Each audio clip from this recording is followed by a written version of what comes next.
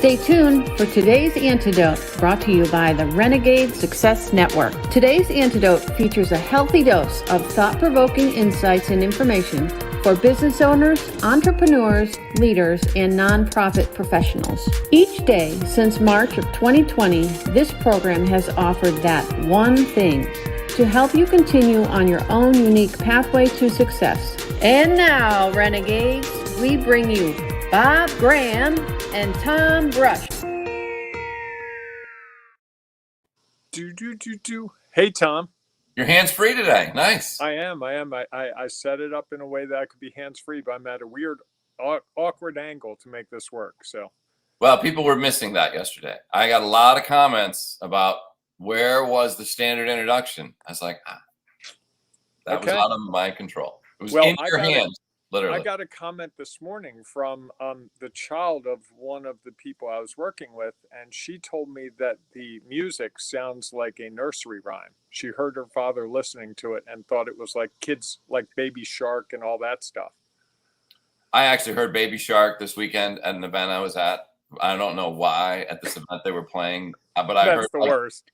The full song. Talk about introducing every family member. I can see why parents are not a fan of that. Did song. They do the dance?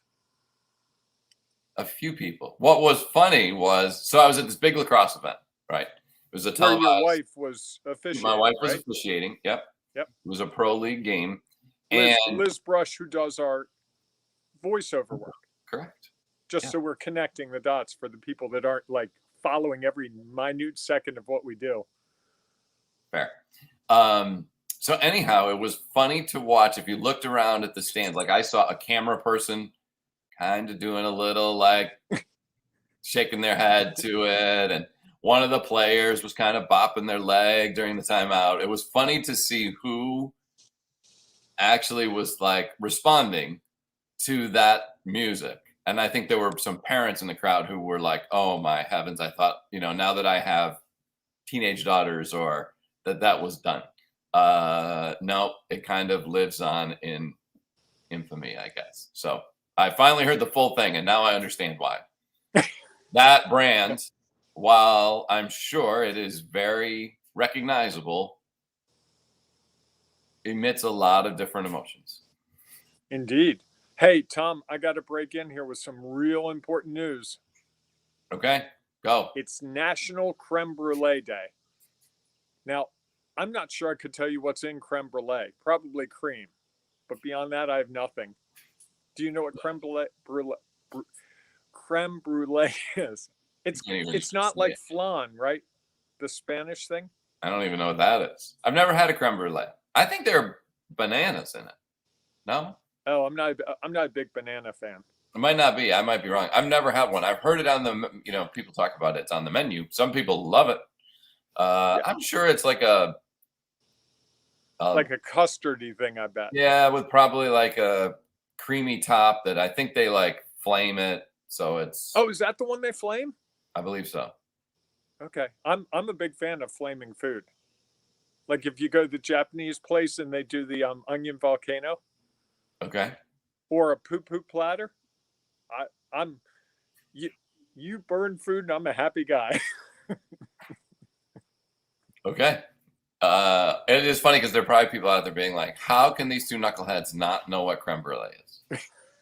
They're not really food aficionados. If Tim's watching, he's doing this.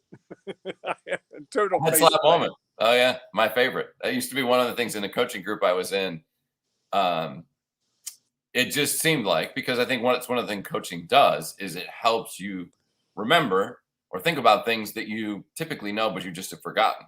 And so I kind of started labeling it head slap moment, and everybody would know when I would have that, like, it's like an aha moment. But for me, it was like, yeah, knucklehead, you've heard that a million times. Why are you now? You tell people this is things they should do. Why are you now just realizing that this might also be beneficial for you to do? Head slap moment. I tend to have a different thing. Do you remember Family Ties, the Michael J. Fox show? And his father, when he'd get really frustrated, would go like that. I don't really remember that, but there's someone out there going, yes, I remember that. And there are a lot of people going, why am I not doing something else right now? either way. Either way, well, here's the funny thing about that. Those are all sort of like a brand, right? They're all something that are recognizable. You know, if we were in the same place, I'd give you a high five right now. Really? You don't want to air high five me? I'm not quite sure why I'm getting a high five for that, but I love when you make the segue from our chit chat into the topic so effortlessly. You would think we almost planned that, huh? Except we really don't. That's the art of it, Tom. That's where I really respect you, because I can do my witty banter or lack of witty banter, however you look at it, and then you just find the little thread that ties to what we're trying to do. It's almost as if you're paying attention. Don't tell anybody that. Okay. I hate for people to think that there was a whole lot of thought that went into this and that somebody was paying attention to it. I don't think there's anyone who thinks a whole lot of thought has gone into this. That's probably correct. All right. Anyhow, those are things that are a brand. You know, we've talked about it all month about what the brand is. You know, and I think it was interesting. Yesterday, Tim had a comment that I think Peter had a comment that had us actually stop and question a little bit about what branding was and how that related to your position in an industry. Your birds are really loud there today. They're right back in the tree behind me. It's a really tall tree. Yeah. You would almost think it was like sound that we had piped in to make it sound like you were out in the outside, when that is really, you're sitting in your office with your green screen, and that's just a backdrop that you created. If I had to, I could get someone to probably take care of that bird, but it wouldn't be pretty. No, we don't need to do that. Okay. Don't encourage that on our show. That is being reckless. That is not being a renegade. Oh, here we go. There we go. We covered that for the month. Correct. We're good. Now we can get into it. So today, we want to talk a little bit about why it matters sharing your brand. And I know, and it's funny because you had the same reaction. Well, like, haven't we talked about that already? And isn't that pretty apparent why you need to share it? And I think there's more to it than just, oh yeah, that's the way you get out who you are. I think it really is about who you or your organization truly is.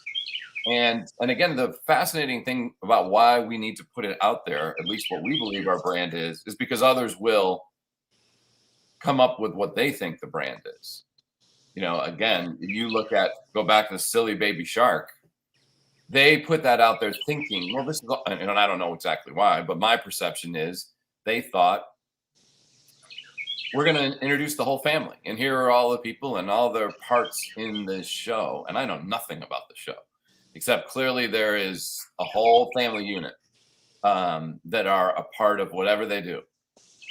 Yet at the same time, others look at that and have their own opinion on what your brand is or what the brand of that show. And I think that's part of the reason of why this is so important, is that people have an opinion or they have a perception of what the brand is. We have to either confirm for them that, oh yeah, that you got it right. That's exactly who and what we are. Or we have to think about how do we change what their perception of our brand is, so that we can better attract the people who we are trying to attract. I think what you just said, Tom, makes a whole lot of sense, and that's really the crux of the issue.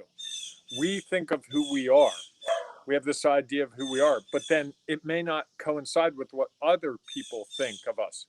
Like, I'm not the biggest fan of McDonald's. I've got my reasons. Their advertising tries very hard to tell me otherwise. I'm not buying into it. However, there are moments where if I go to a McDonald's, when someone says we should go to McDonald's, there are things on the menu that I will buy that I've seen on advertisements that, if I'm gonna do it, I'll buy this thing. And that's their consistent messaging, and that's them trying to change opinions about them and trying to get people to plug McDonald's or any other business into a category. this broadcast, whether people admit it or not, this broadcast, if you're watching this, you've given this a category. The funny guys in the morning, the guys I listen to when I go to work, the guys that I can't stand but I feel compelled to listen, whatever it is. We as human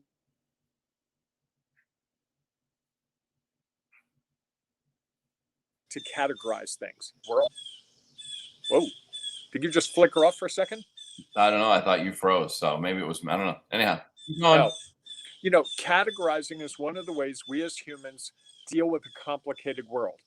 Think about it. From the very beginning of humankind, is it a threat or a friend? Sure. From there, and we learn that at a very, very, very early age. That's like right out of the womb, and you're into that mode. And then we start having other categories. Well, this is a friend, but this is a real friend, or this is a friend that can help me get things done. And we're constantly recategorizing things. Branding helps us to make those categories clear. So, this person has values consistent with my own. So if I need that service he or she provides, that's a person I might go to. Whoa, that person made a comment at a meeting that didn't land well with me. They go in a different category. They might both be doing, those two people might do the same thing, but I've categorized it. One's a friend, one is not. And I think that's why it ultimately matters is we're constantly shuffling that deck of who fits. I mean, you can think of it, branding really is like a whole list of columns on an Excel spreadsheet. And that's like, okay, now I go down, the friend is the first category. And then the second category is friend that can help me. Then it's friend that can do something that I need, complementary skills. Oh, like, I don't know, I don't do roofing. There was a company a couple of years ago that came out that went to a networking event and said, we have a $99 tune-up.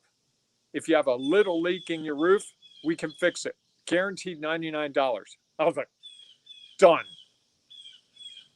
I'm like, can you come out now? Not tomorrow, not a week from now, this minute, because they were the category of, they're going to get up on my roof and make this leak go away. They did a great job. And then I put them in a category of companies I recommend to other people. That's a really good category that we all have. And what gets us there with the person or company is, hey, they did a great job. They met my expectations or they exceeded them. Sure. And so we're constantly looking to categorize. And to me, branding, I was thinking about it last night, branding is really how we help people categorize us. Yeah, it's interesting. I was thinking about as you were talking, the hotel chain Marriott, that I'm a big fan of, been a long time attender. So if they want to sponsor our show, that would be great, Marriott. I think that there's definitely space there for you. Anyhow, I think that, Marriott's brand is diverse and they have to share it so that we understand what it is. You look at, is it Fairfield Inns? Is it Courtyard? And each of those brands are unique to the people they're trying to attract. Courtyard used to be, and I don't know if it still is, was kind of like the business traveler who was like going to be in and out. They didn't need a whole lot, in and out. Fairfield Inn comes along and they had a little bigger rooms and they were more like the family traveler, I think is the way they would categorize. And then you have Marriott that have their big, beautiful hotels that have every service you could ever imagine, usually in cities. And I think what they were trying to do was say, hey, we are not just about the fancy glitzy hotel in New York or Chicago or Washington, D.C. or Tokyo or wherever. That's part of our brand. But we also have these other locations that are branded, created for other people. Doesn't mean that everybody and their brother doesn't use them differently. This means that is how they are. That's who they're trying to attract by sharing the way the hotel has been created and built, and the people who they feel are going to come and use these locations. And a lot of it is based, part of the brand is where are they located? You can find a lot of Courtyards around business parks because they know people are bringing people in and out. Now, again, I don't know what that's going to do now as more and more people are Zooming and less are traveling. I think that that's something the hotel industry is going to have to think about is what is our brand and how are we going to share it so that people truly understand that this is that even though this is where we're located, this is why it's going to be beneficial for you to stay in this location. And that's it's an interesting way of looking at a large corporation who has shared multiple brands so that people are really clear about, or at least they can try to be clear about what's happening. Now, every individual, myself included, has a different perception, or has a perception, might not be different, of each of those brands. And why I might choose to go to one over the other. Maybe the beds are better at one, or one has a breakfast bar, but the other doesn't. And each of those may or may not, add value to what I am trying to accomplish. And I think we have to think about that within our own organizations is what is the message that we want people to have, even though they may to either encourage or continue to build upon what they think, or to maybe turn the tides. And I'm sure that's what McDonald's has tried to do with you. They know that there are other people out there like you who are like, I'm not going to McDonald's, or I'm not choosing that. If I happen to end up there, okay, well, what's at least the option that I would consider so that I am buying something when there is no other restaurant in sight and I really need something to eat. Right. No, and the Marriott example is a really good one. And I think we do that with even if you're an individual and you have a brand, you're one thing in one group. Sure. And you might be different in another group. It might be I emphasize my speaking in one group, and in another group, I might emphasize the marketing skills I have. In another group, it would be the coaching. And that doesn't take away from the overall brand of my company or me. But like Marriott, you slice it certain ways to appeal to certain audiences. Well, and each audience has a different opinion. I was thinking you were talking about friend categories. And I was thinking about, and you were going through different parts of it. I was thinking about grouping them as where I met them. Right. So there were my hometown friends, my high school friends, my college friends, my work friends, my, friends that I had when the kids were active and who was in those groups. And each of those groups would see you in one light. They might see you as the parent, or they might see you as a peer employee. They might see you as a high school friend, or they might have seen you as a networking friend that I see out and about. And within each of those people have an opportunity to look at who and what we are. And we have a chance to share, like, this is the brand. It's funny because as I was thinking about that, I got thinking about the nicknames that I had in each of those different groups, which is a little bit based on my brand of how people saw me and how they identified with me in that relationship. So Tom, it's that time. Is it? Yes. And I'm going to go first today because I have one. Usually I don't. And that's why I let you go first, because I have to think about it. Thanks. Mine today is just to be mindful that people are looking to put you in a category. Your company, you, whatever it is, your organization, whatever it is. And if you don't help them figure out what category it is, they're going to choose it without your involvement. I like that. And that I agree. can be really painful to you. Or you're correct. Or it can hurt your overall brand, because what they are seeing is whatever their interaction is. Yep. Again, when my son played baseball, if the friends that I had at that baseball saw me just yelling at officials and doing all those things, they would be like, okay. So then when they saw me in another setting, they're carrying over that brand that they have given me as, here's the crazy dad. Exactly. And I might be completely different in a work setting or environment, or be like, wow, that's the last guy we ever thought would ever be an official because he yelled at the officials all the time. Right. And, you have brand confusion, right? And people are uncertain, like, what's going on? I love that idea, is that, it really is about why it matters to me. It's kind of my one thing taking on yours, is that if we are not sharing it ourselves, someone else is creating it for us. Yep. And that's exactly what you said. So I would agree with your one thing. Nice. How about that? We don't always do that. That must mean that was lazy today and didn't have one. So. Thanks. It's okay. Sorry. All right, everyone. National Creme Brulee Day. You're distracted.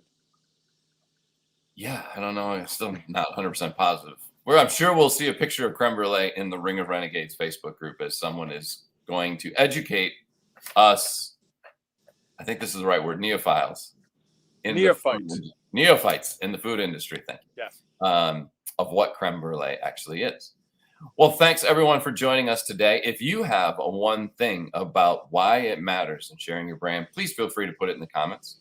You can also put it in the Ring of Renegades Facebook group, where we are helping business leaders, entrepreneurs, nonprofit organizations, people who are just trying to find their own unique pathway and are looking for what the next step is. So if you want to be a part of that group, it's easy to do. Just go to Facebook, search for Ring of Renegades.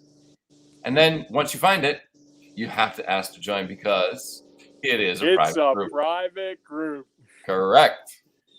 And it's easy to ask to join. All you have to do is tell us why you're a renegade. And you can become a part of our growing community of people figuring out their next step on their own unique pathway to success. So we hope that we will see you inside the Ring of Renegades Facebook group, or we'll see you tomorrow morning, 8 a.m. Eastern time for our next edition of today's Antidote.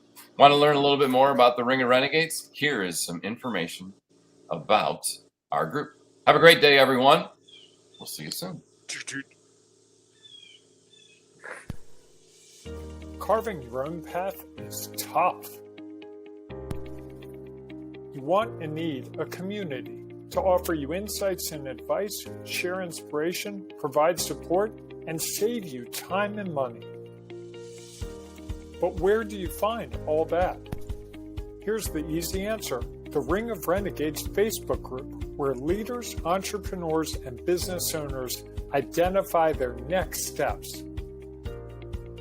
Here's some of what you will find at the Ring of Renegades Facebook group.